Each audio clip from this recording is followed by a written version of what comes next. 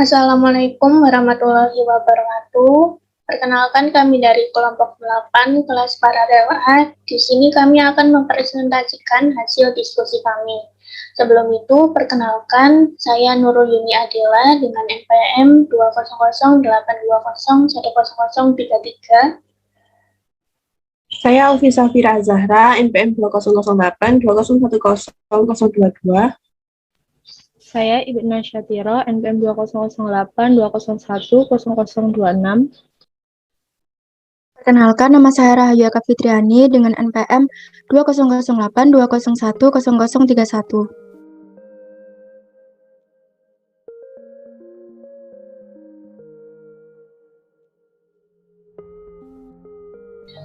Di sini kami akan membahas yang pertama ada pengertian, yang kedua ada fungsi, yang ketiga ada keunggulan, yang keempat ada cara kerja, yang kelima ada perbandingan dengan Q3, yang keenam perbedaan dengan Q3, dan ketujuh implementasi.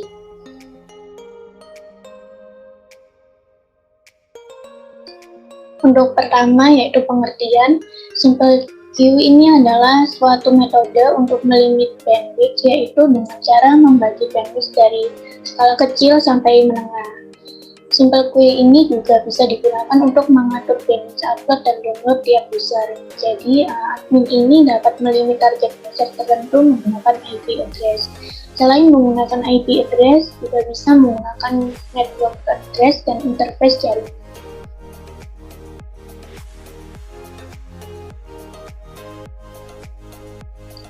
Selanjutnya ada fungsi simple Q, yaitu yang pertama untuk membagi atau memanage bandwidth, yang kedua untuk mengatur bandwidth upload dan download tiap user. Jadi admin ini dapat melimit target user tertentu. Yang ketiga ada simple Q ini dapat melimit upload dan download secara terpisah. Dalam arti lain, seorang admin ini dapat mengatur kecepatan download dan upload sendiri secara berbeda.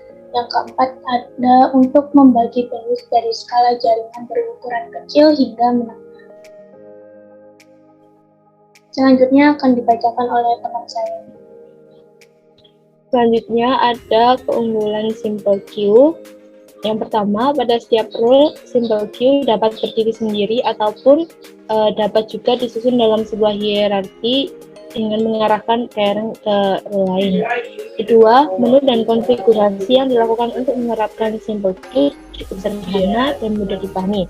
Yang ketiga, simple Q dapat melakukan pembatasan pada koneksi peer-to-peer, kemudian melakukan perbatasan drive pada aplikasi IDM, Internet Download Manager, serta dapat melakukan pembatasan secara fix pada tingkat kebocoran rendah.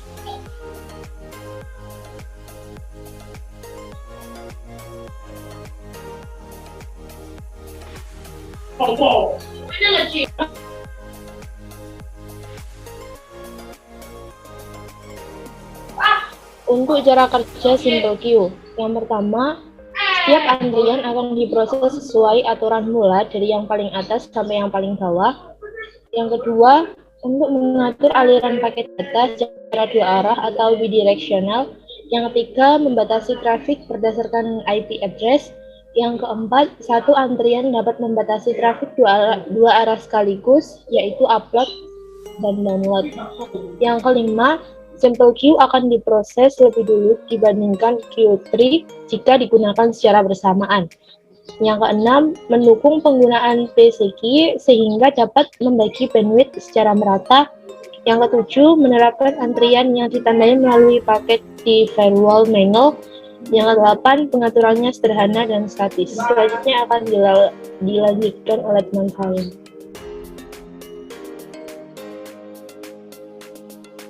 Selanjutnya, saya akan menjelaskan mengenai perbandingan simple Q dengan Q3.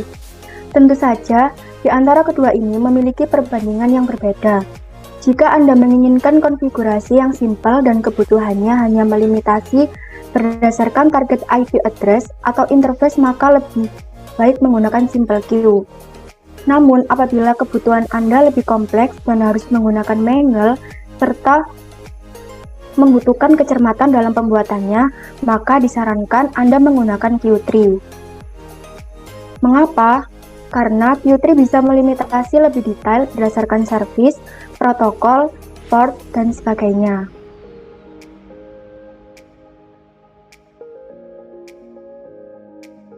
Selanjutnya adalah perbedaan antara simple queue dengan Q3. Untuk membedakan di antara kedua ini cukup mudah dengan cara melihat namanya. Simple queue, simple berarti mudah dan sederhana. Atau bisa dibilang proses atau kebutuhan dari simple queue ini cukup sederhana dibandingkan dengan Q3.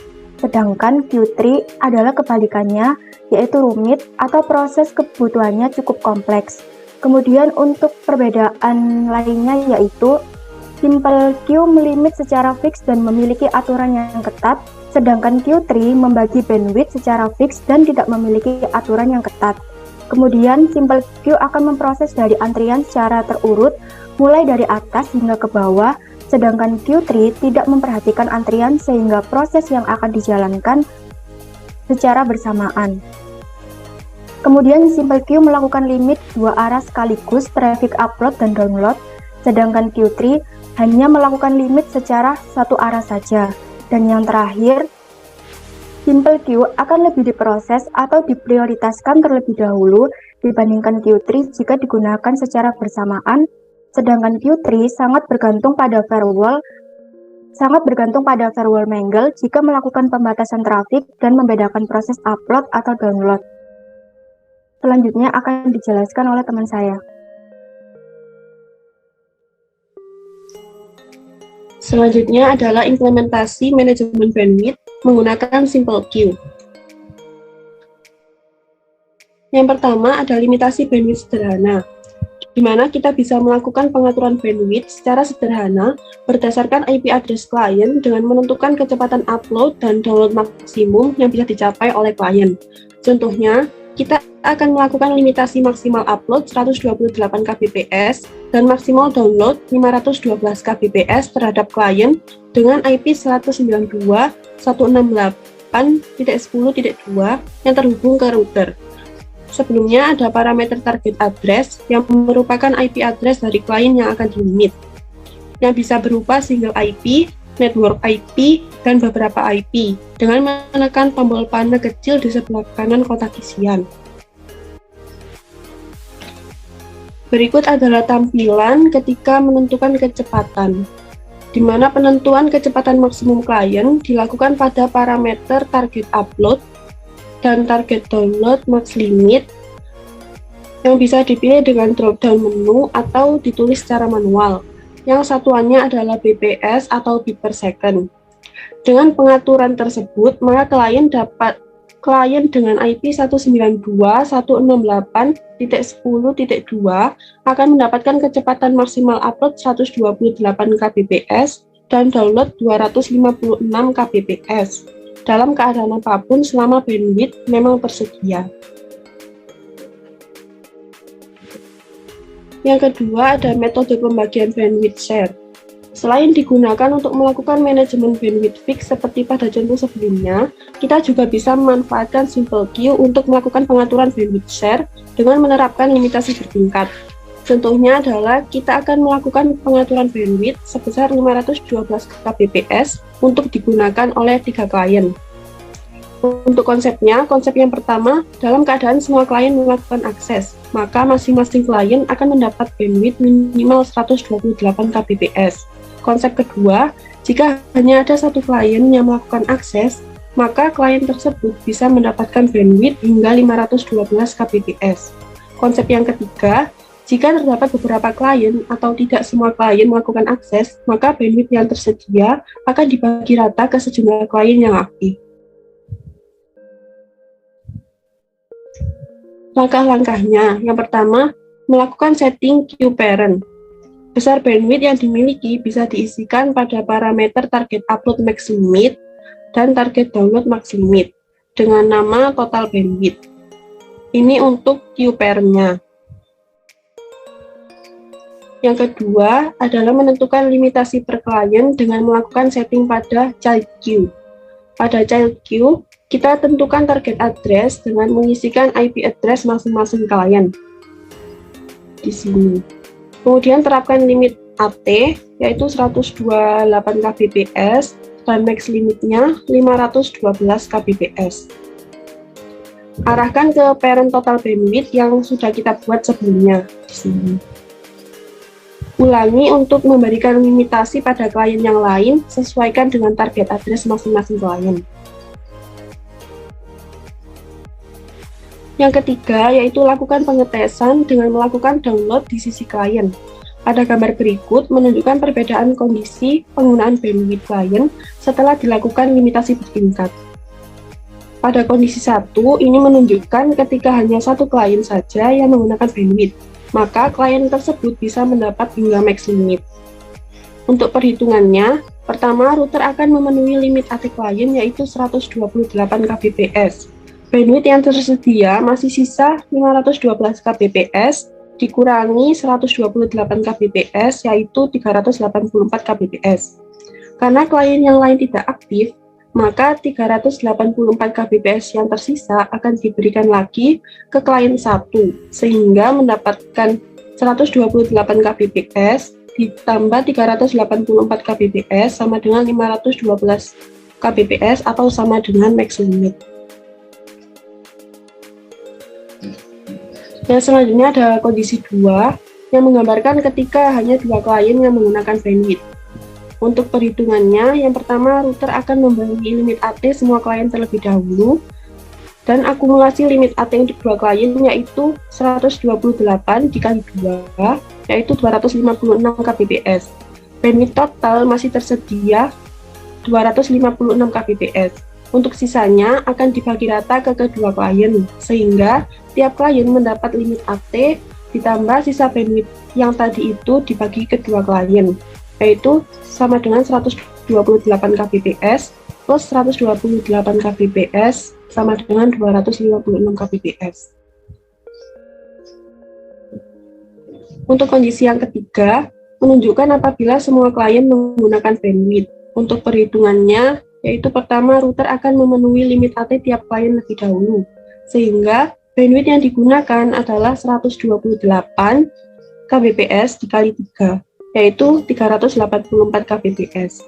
Bandwidth total masih tersisa 128 kbps yang didapat dari 512 dikurangi 384 kbps tadi.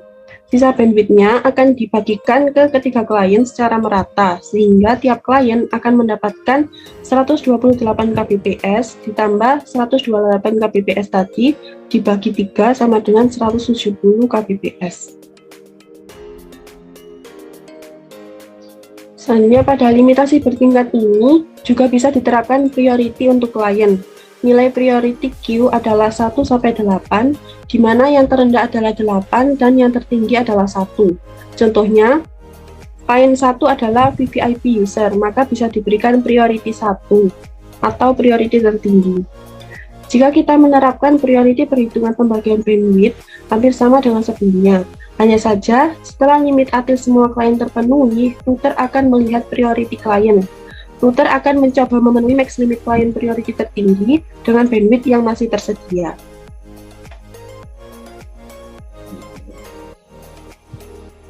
Nah, untuk perhitungannya, klien 1 mempunyai priority tertinggi, maka router akan mencoba memberikan bandwidth sampai batas max limit, yaitu 512 kbps. Sedangkan bandwidth yang tersisa hanya 128 kbps. Maka klien 1 mendapat bandwidth sebesar limit AT ditambah sisa bandwidth, yaitu 128 kbps ditambah 128 kbps, yaitu sama dengan 256 kbps. Sekian presentasi dari kelompok kami. Mohon maaf apabila ada kesalahan ataupun kekurangan. Wassalamualaikum warahmatullahi wabarakatuh.